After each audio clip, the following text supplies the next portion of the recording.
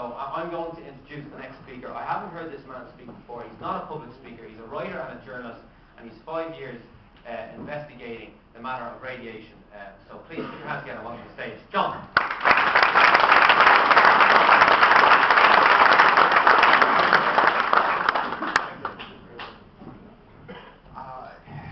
It's nearly good afternoon in a minute or two, so I'll still take a morning.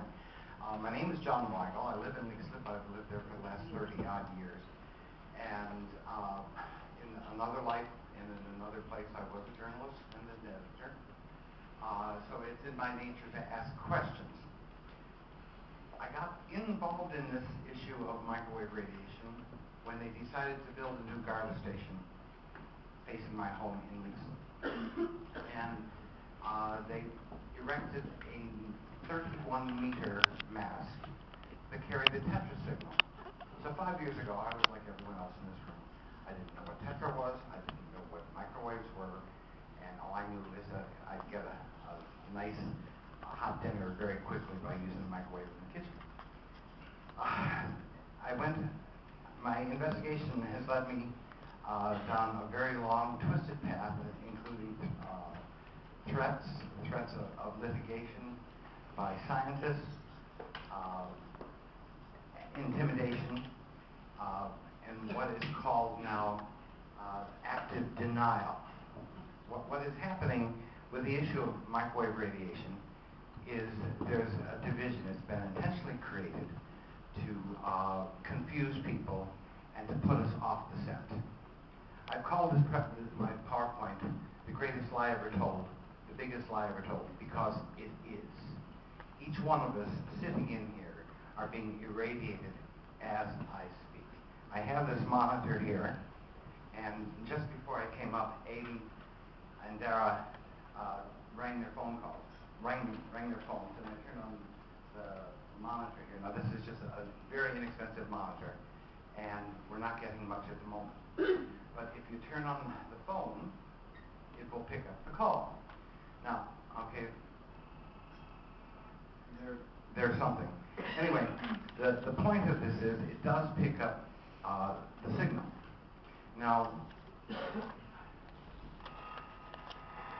okay, so that's going directly into your head if you hold it to your ear. But more importantly, you wouldn't allow someone to put a bullet into you. That's against the law. You wouldn't allow someone to put a needle into you without your permission. That's against the law. My point is, why are we allowing microwaves, which are real? We all know they exist because the equipment works. Why are we allowing this being put into our bodies? Now, what we're going to be getting are smart meters. This is from the Irish Water Meters website.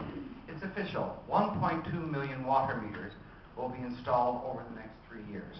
Now, as James Manny's explained to me, that they're using your own electrical supply to power these things.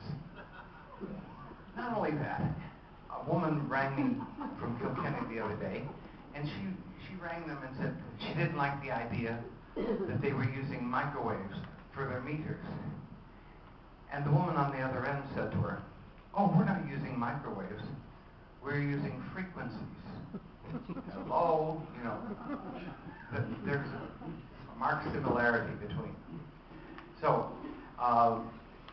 next we're going to be getting, next year, smart meters for electricity.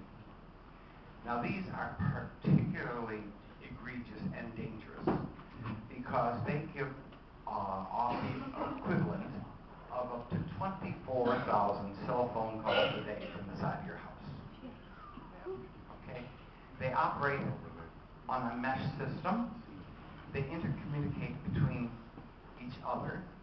So not only are you getting the signal into your house, it's creating electric smog throughout your whole community. It's so bad in the suburbs of Ontario where they can actually see clouds of electromagnetic smog wafting through the streets. Now, we're electromagnetic beings. The Tetra signal that the guards use is the same frequency as the human brain.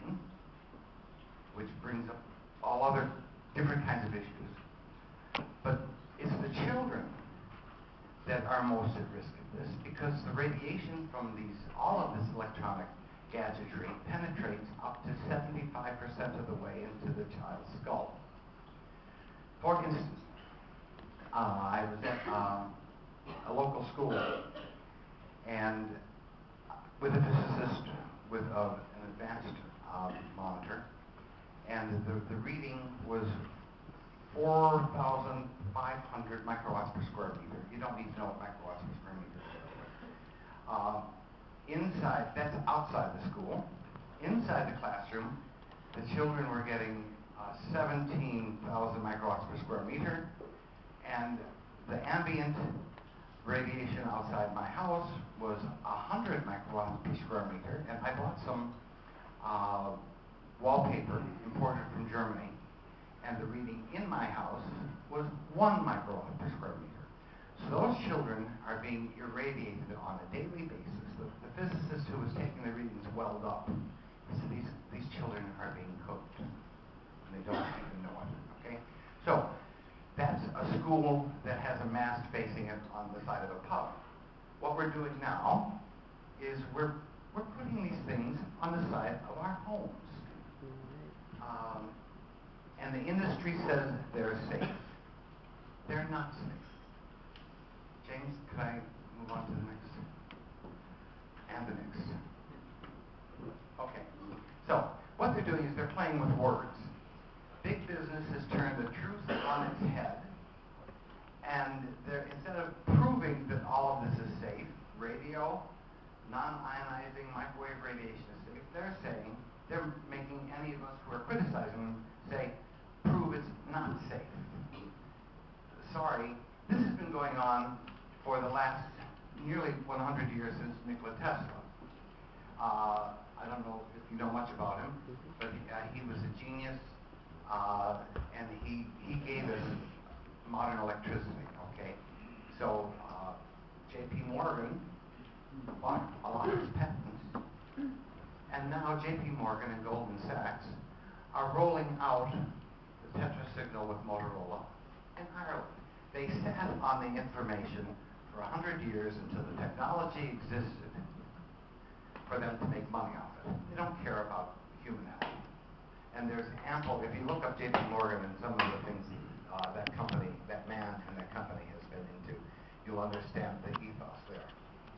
So, they bought Tesla's technology, and now we have the tetrasignal being used by the Gardaí.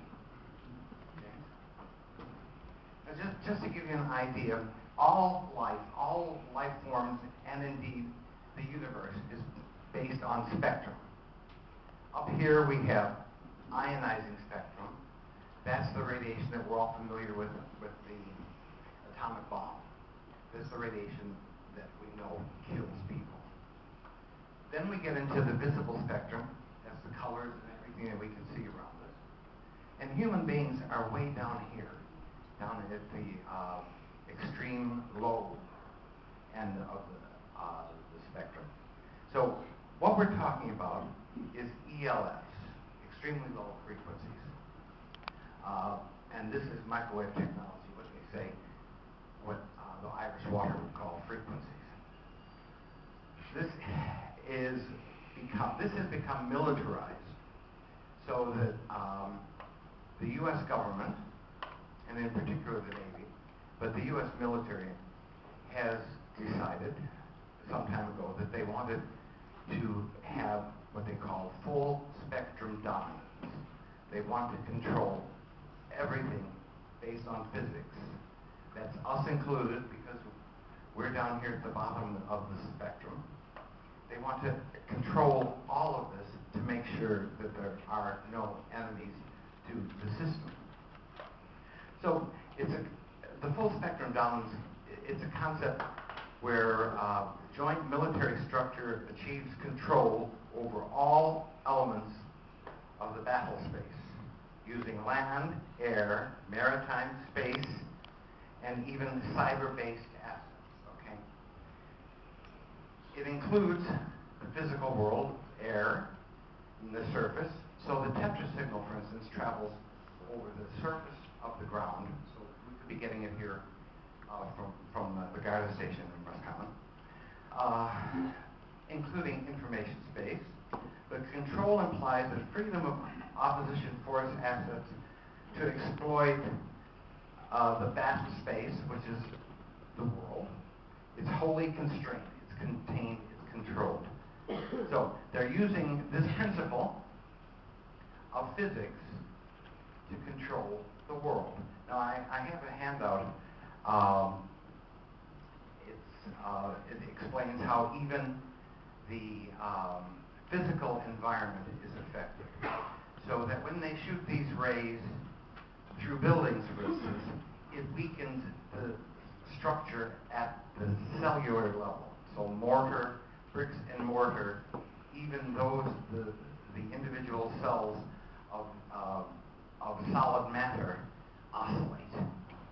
And over time, then it deteriorates to the point of failure.